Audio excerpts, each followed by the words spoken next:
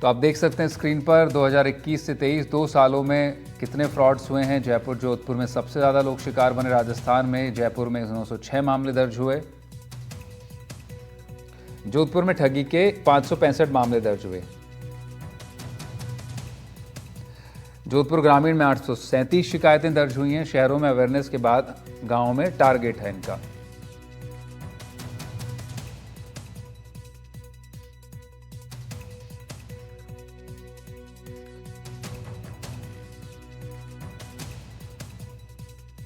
तो रिटायर्ड लोगों को भी निशाना बनाया गया। और इससे भी बढ़ के अगर आपने खबरें सुनी हो पिछले कुछ दिनों, डिजिटल अरेस्ट को लेकर काफ़ी सीनियर लोगों को, एक डॉक्टर को भी जयपुर में डिजिटली अरेस्ट किया गया और वहीं पर एक प्रोफेसर को, आईटी कॉलेज के प्रोफेसर को भी लंबे दिनों तक डिजिटली अरेस्ट किया गया और उनसे लगातार करोड़ों की ठगी की गई। 3 साल के आंकड़े हैं। 3 साल में 165 करोड़ की ठगी हो चुकी है राजस्थान में।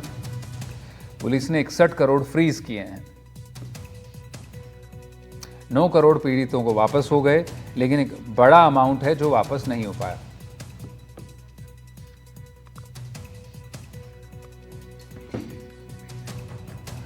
तो मेरे साथ इस वक्त मुकेश गुर्जर साइबर एक्सपर्ट मौजूद हैं और अब दूसरे मेहमान आकाश जिंदल इकोनॉमिस्ट हमारे साथ होंगे और कोशिश करेंगे जल्दी जगदीश शर्मा हमारे साथ पूर्व डीआईजी भी जुड़े हैं, उनका भी रुख करेंगे। सबसे पहले मैं मुकेश आपका रुख करता हूं। आप काफ़ी साइबर एक्सपर्टी डोमेन को लेकर समझते करते हैं और काफ़ी इस विषय पर अध्ययन है। अक्सर एनडीटीवी पर प्रोग्राम्स में आप जुड़ते हैं।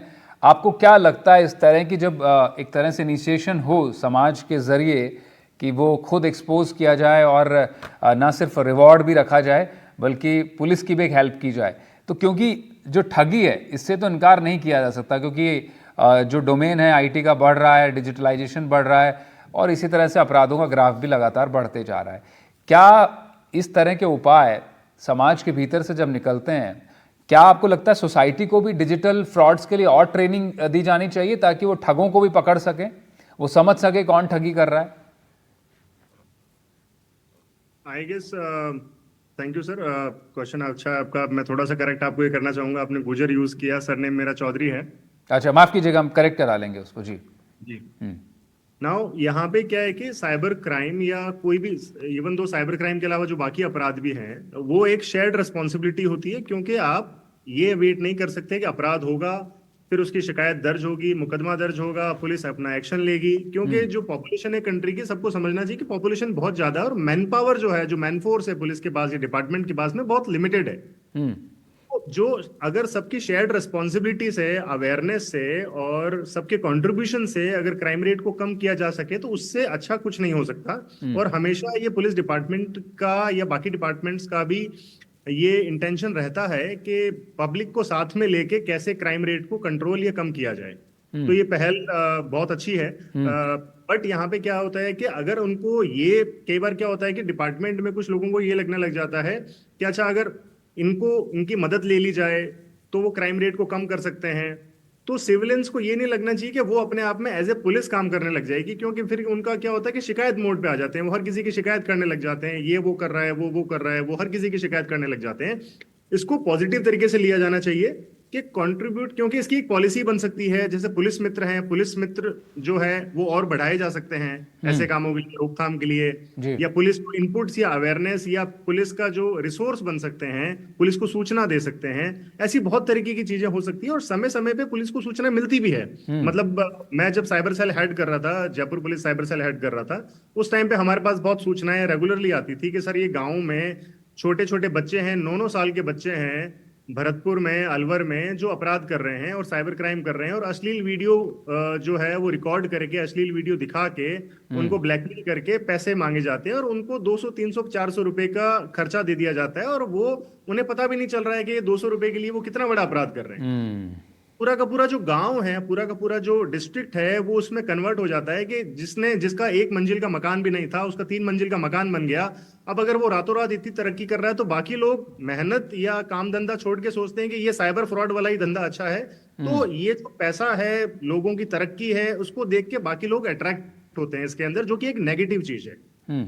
इंस्टेंट मनी इन्वॉल्व है, इसलिए कहीं ना कहीं खासतौर पर युवा इसमें आ रहे हैं और इतना जब आसपास वो देखते हैं कि एक्स कोई युवक या युवती इस तरह से ठगी करके इतने पैसे कमा चुका है और बचा हुआ घूम रहा है, तो वाकई एक तरह से कहें कि वो आकर्षण भी बनता है और ये अपने आप एक नेटवर्क बनते चले जाता है। ऐसा उदाहरण आपने भी बताया। आकाश जी, मैं आपका रुख करता हूँ। अब हालांकि साइबर ठगी का इकोनॉमिस्ट से कोई सरोकार नहीं, लेकिन हमने एक सरोकार ढूंढा इसमें, क्योंकि अक्सर कहा यह जा रहा है कि देश अब जिस तरह से मुकेश ने भी कहा कि अब 140 करोड़ का 140 जो करोड़ हमारे यहाँ लोग हैं, अब आबादी है करीब करीब 1 अरब से ऊपर हम लोग हैं, और अवसर वाकई बड़े लिमिटेड हैं अब देश में, है ना। और ये कहा जाता है कि एक ही अवसर के लिए बहुत लाखों लोगों को आवेदन करना पड़ता है, रोज़गार के अवसर सीमित हो रहे हैं, समाज में एक तरह से कहेंगे बड़ा प्रेशर है, पीयर प्रेशर रहता है कमाई को लेकर, पढ़ाई को लेकर। तो इस तरह के गलत रास्तों पर युवा चल देते हैं और इंस्टेंट उनको फेम और पैसा भी मिल जाता है। तो एक पुरानी जो एक परंपरा भी रही कि अपराध को तरफ आकर्षण बनने के चलते ये जो साइबर फ्रॉड का रास्ता है, जो खास तौर पर युवा इसमें शामिल है, बहुत यंग एज के टीन एज शामिल है, ऐसा भी मुकेश ने बताया, बहुत छोटे उम्र के लोग शामिल हैं। क्या आपको लगता है कि ये जो अपॉर्चुनिटी क्राइसिस इस वक्त देश झेल रहा है, उसके चलते इस तरह के फ्रॉड्स बढ़ रहे हैं, या फिर आगे भी इस तरह के फ्रॉड्स बढ़ते रहेंगे?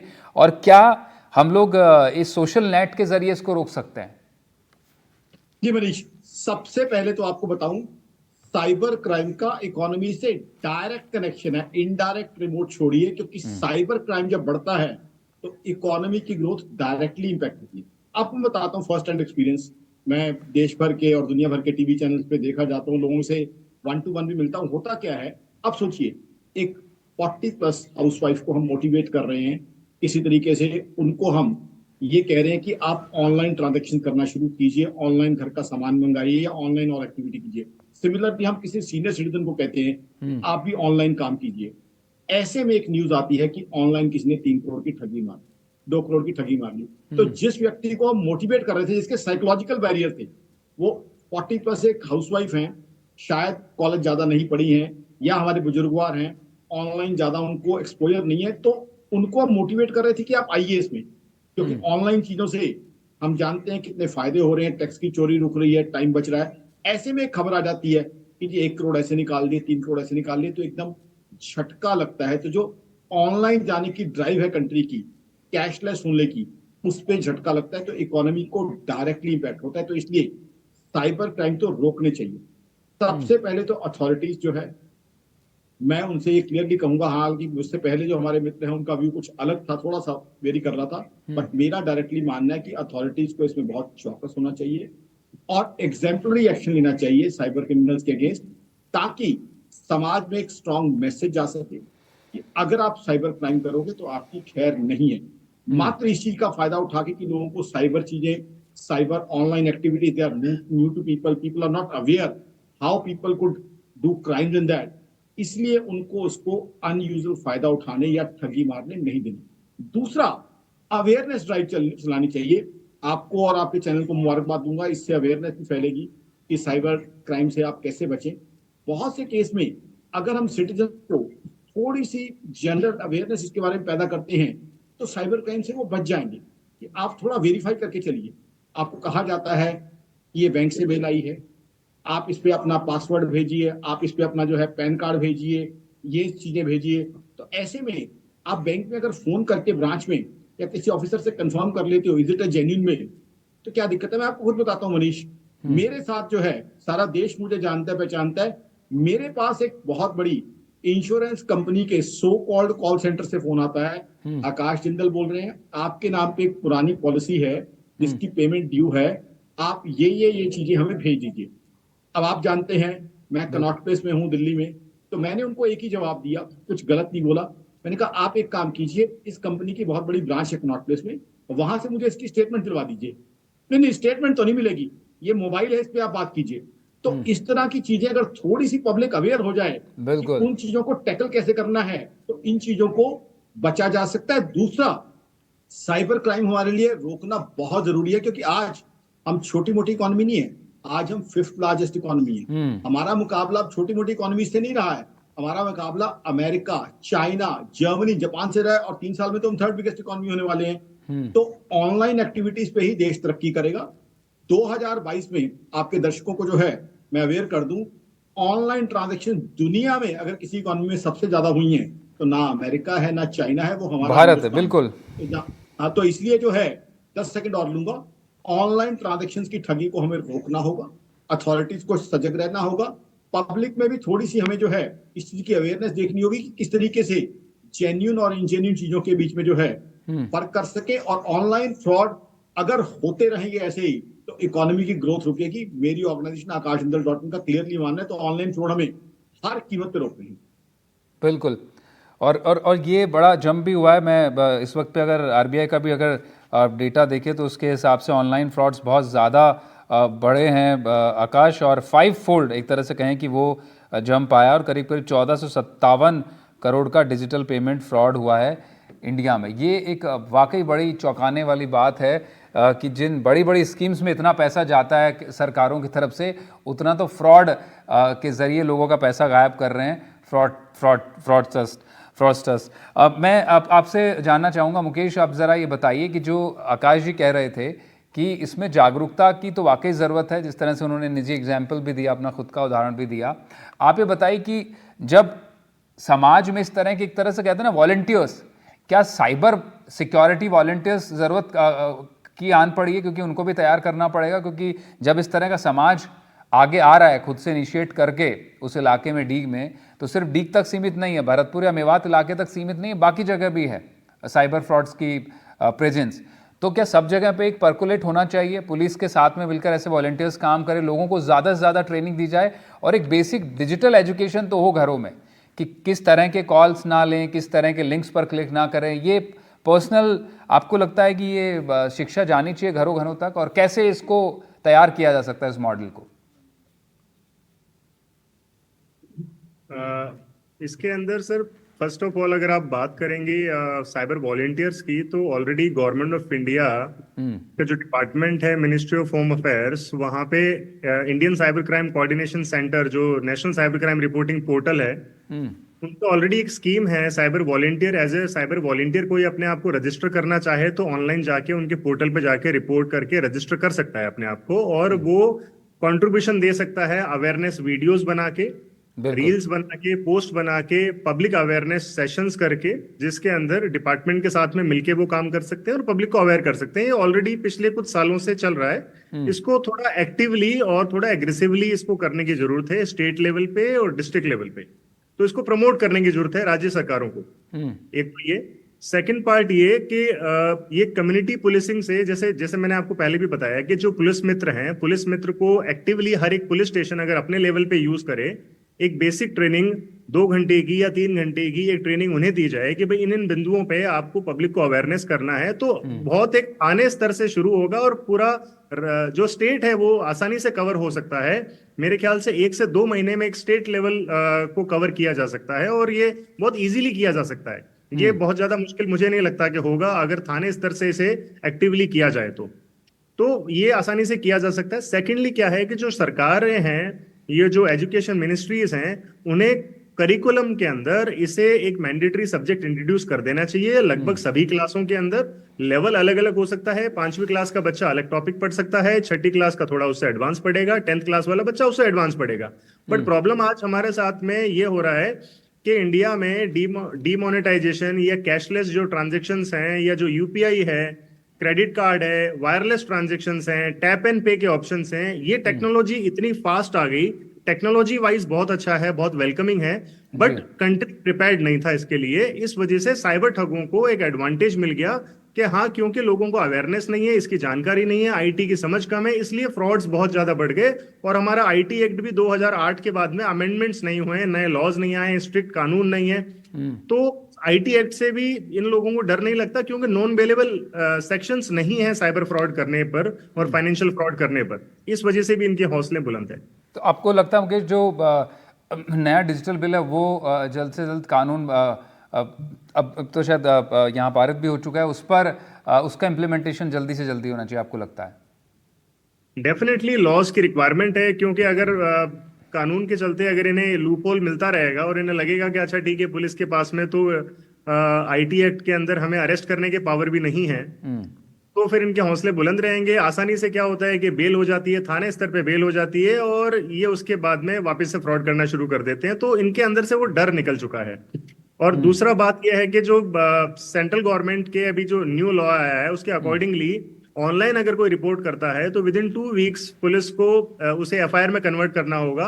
वो भी प्रक्रिया अभी भारत मतलब इंडिया लेवल पे अगर मैं बात करूं, ना कि राजस्थान, बाकी सारे स्टेट्स में भी वो इतना एक्टिवली उसे इनिशिएट नहीं किया गया है। अभी भी साइबर क्राइम के जो केसेस हैं वो कंप्लेंट में ही रखे जाते हैं, उन्हें एफआईआर में कन्वर्ट नहीं किया जा रहा है। ठीक है, तो आपका कहना है कि एफआईआर तक भी कन्वर्ट नहीं होती और पनिशमेंट में ढिलाई है, इसके चलते ये इस तरह के नेटवर्क्स बनते हैं और ऑपरेट करना शुरू कर देते हैं। अब आकाश जी, अब ज़रा ये इसका सामाजिक पहलू भी हम समझने की कोशिश कर ही रहे हैं, प्रोग्राम भी उसी पर आधारित था। आपको लगता है कि ये, आपने बताया कि आर्थिक कनेक्शन तो सीधा है ही, जब इतना बड़ा फ्रॉड हो रहा है और कहीं ना कहीं ट्रांजैक्शन डिजिटली हो रहे हैं तो उसके ये साइड इफ़ेक्ट्स भी हैं कि ये इस तरह की घटनाएं बढ़ रही हैं। आपको लगता है कि जो डिजिटलाइजेशन है उसका जो इंसेप्शन हुआ इंडिया में और एकदम से इमरजेंस के साथ में जो अब वो इस्तेमाल होने लगा है, हमने एक उसका कहीं ना कहीं सेफ्टी सिस्टम उस तरह से मुस्तैद नहीं किया और उसके चलते जो ये आज की तस्वीर देखने में आ रही है कि अब हर आदमी झिझकता है, मतलब किसी शायद ही कोई ऐसा व्यक्ति होगा, मेरे पास भी दिन भर कहीं ना कहीं कॉल्स आते हैं जो वाकई एक तरह से साइबर फ्रॉड्स की कैटेगरी की, आपका एक्स पार्सल वहाँ अटका हुआ है, अपना जानकारी दे दीजिए। तो हर आदमी परेशान है और ख़ासतौर पर वो पॉपुलेशन जो 50s में है, 60s में है, जिन्होंने स्मार्टफोन पहली बार ऑन किए हैं और वो इसको चलाना सीख रहे हैं, उनके साथ बड़ी चुनौती है।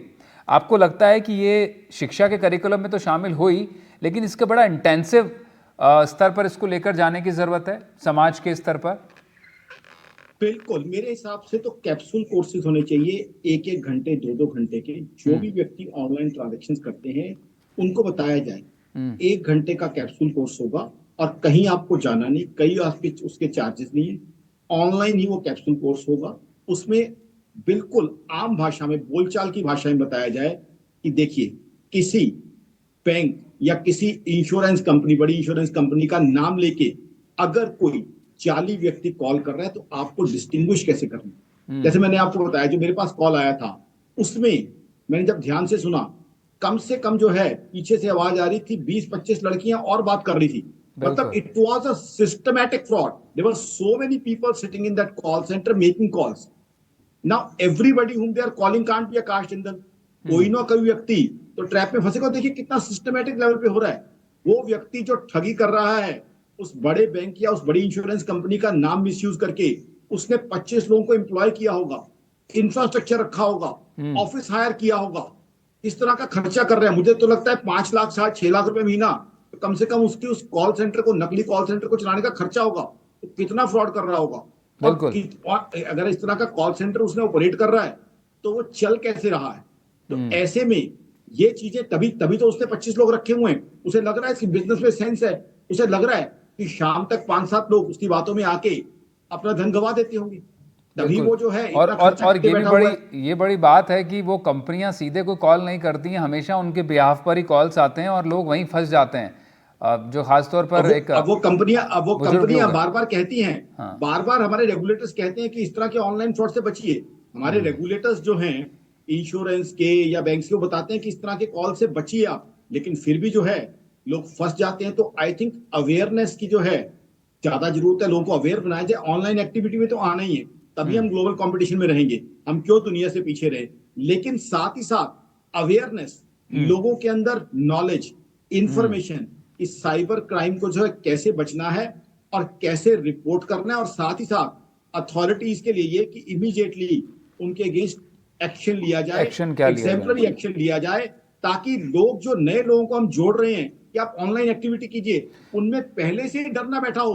बिल्कुल, ये शायद आकाश जी, जब इस तरह के प्यूनिटिव एक्शन, मतलब हमारे यहाँ जैसा मुकेश भी बता रहे थे कि ये दिक्कत है, या तो अलबत्ता एफआईआर लॉन्च नहीं होगी, और एफआईआर भी होगी तो इतना बड़ा नॉन बेलेबल जैसे प्रोविजंस नहीं है। लेकिन समाज जब खुद आ रहा है, वो इस तरह के प्यूनिटिव एक्शन करता है, तो एजेंसीज को क्या डर है? क्यों मुकेश, आपको लगता है कि जब समाज खुद आके इस तरह के प्यूनिटिव एक्शन ले रहा है कि 1 लाख रुपए जुर्माना लगाएंगे, कोई फ्रॉड मिला तो जानकारी देंगे तो इतना पैसा मिलेगा, तो आपको नहीं लगता? इस वक्त अब मैं आपको रोक रहा हूँ। अनिल गोटवाल हमारे साथ रिटायर्ड पुलिस अधिकारी मौजूद हैं। अनिल जी स्वागत, हालांकि काफ़ी देरी से जुड़े अनिल जी। अब सबसे पहला सवाल मेरा आपसे ये होगा अनिल जी कि जो पुलिस को करना चाहिए, प्रशासन को करना चाहिए, अब समाज कर रहा है, मेवात इलाके में जिम्मेदारी लिए लोगों ने कि अब साइबर ठगों को भगाना है। आपको लगता है कि समाज मदद ज़रूर कर सकता है, लेकिन उतना इफेक्टिव पुलिसिंग भी हो, इंटेलिजेंस भी हो, तभी ये जामताड़ा जैसे जगह जगह सेंटर बन रहे हैं उनको तोड़ा जा सकता है। आपका क्या एक्सपीरियंस है सर इसको लेकर?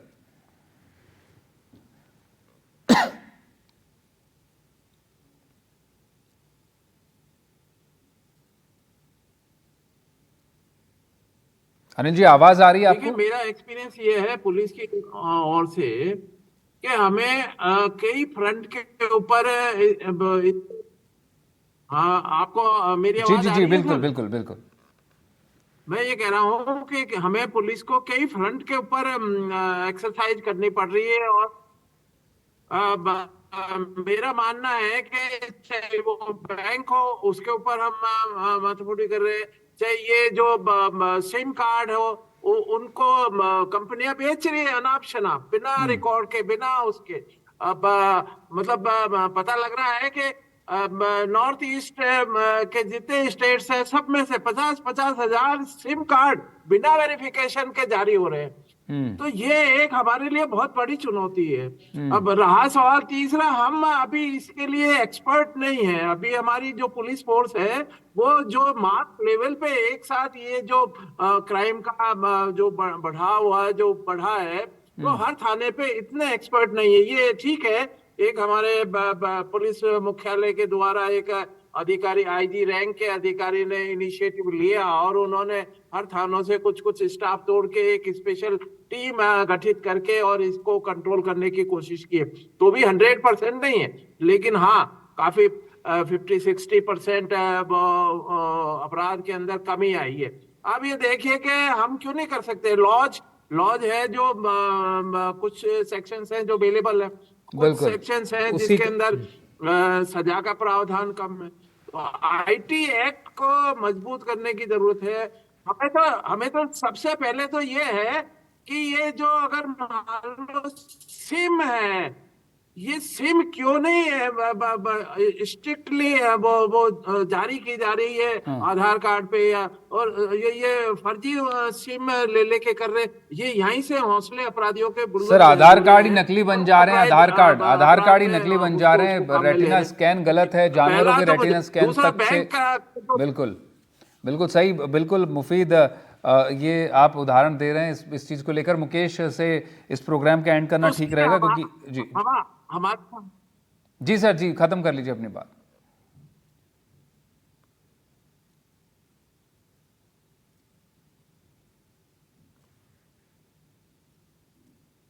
शायद अनिल जी तक आवाज लेट पहुंची। मुकेश, मैं आखिर में आप ही से जानना मैं ये चाहूंगा इस कह रहा हूं, प्रोग्राम को। दूसरा हमारे को फ्रंट है वो बैंक लेवल के ऊपर, बैंक बिल्कुल। के ट्रांजेक्शन्स के ऊपर भी हमारे को जो मुकेश, आखिर में मैं आपसे जानना चाहूंगा, जो अभी अनिल जी बात कह रहे हैं कि असली में सारा खेल तो मोबाइल फोन से हो रहा है और एक नंबर से होता है, सिम से होता है, क्यों नहीं इतने एहतियात बरते जाते हैं? एक ज़माने में आपको मालूम होगा बड़ी लंबी इंतजार करने पड़ते थे सिम को लेने के लिए, लंबा इंस्पेक्शन होता था। अब तो सिम फ्री में अवेलेबल रहती है, एक एक आदमी के पास 4-4 5-5 सिम है।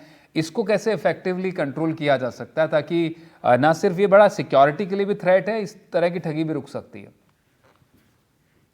सर, इस पे समय समय पे देखिए मल्टीपल एक्शन लिए जाते हैं, क्योंकि यहाँ पे एक तरफ तो इंडिया को डिजिटलाइजेशन की तरफ लेके जाना है, 4G से 5G होना है, 5G से भी नेक्स्ट जनरेशन पे जाना है, एडवांस टेक्नोलॉजीज पे जाना है। और एक तरफ अगर हम सिम कार्ड मिलना अगर कॉम्प्लेक्स कर देंगे और बहुत ही मुश्किल प्रक्रिया कर देंगे, तो कहीं ना कहीं वो सपना टूटता सा लगेगा और बहुत सारी हर्डल्स आने लगेंगे।